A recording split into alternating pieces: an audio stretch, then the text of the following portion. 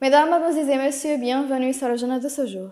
L'Assemblée nationale est bien attendue lors de la session officielle tenue lundi, dirigée par le président désigné de l'Assemblée nationale, M. Fawzi Nouiri. Un certain nombre de rapports relatifs aux problèmes et obstacles rencontrés par le processus électoral et à l'impossibilité d'organiser des élections à temps, en particulier le rapport de la commission parlementaire en charge de communiquer avec la Haute Commission électorale nationale.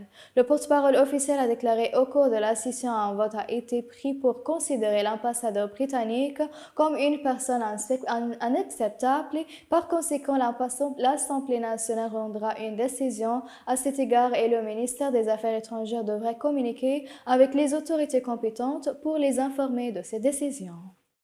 Le directeur des bureaux des affaires présidentielles de la Chambre des représentants libyen, le directeur des affaires du cabinet de l'Assemblée nationale et le directeur du département des protocoles du Parlement y ont participé dans le programme de formation sur les tendances modernes de la gestion des bureaux des présidents de l'Assemblée nationale et les compétences nécessaires pour traiter avec les invités de marque et les honneurs organisés par le Centre pour diplomatie parlementaire arabe et Parlement arabe de la capitale égyptienne Le Caire.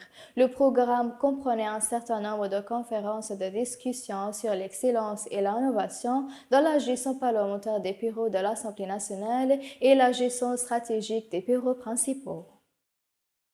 Le représentant permanent de l'ALP auprès de la Ligue des États arabes, l'ambassadeur Abdelmottalib Thabit, a appelé les pays de la Ligue et son secrétaire général Ahmed Aboulghait à la nécessité d'un soutien continu pour la tenue d'élections présidentielles et parlementaires constitutionnelles en Libye. Et dans un communiqué, Thabit a souligné l'importance d'organiser des réunions intensives et continues de la part de la Ligue pour suivre la situation en Libye et à mettre en sécurité et organiser des élections.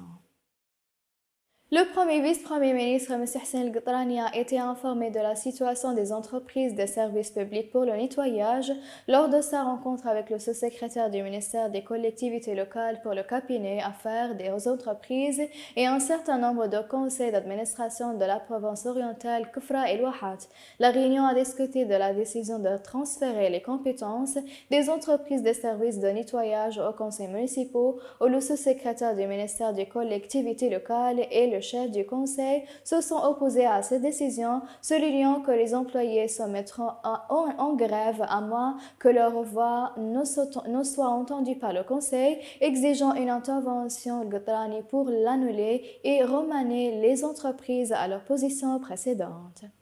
Mesdames et messieurs, c'est la fin des résumés. Merci de m'avoir tiré votre attention et au revoir.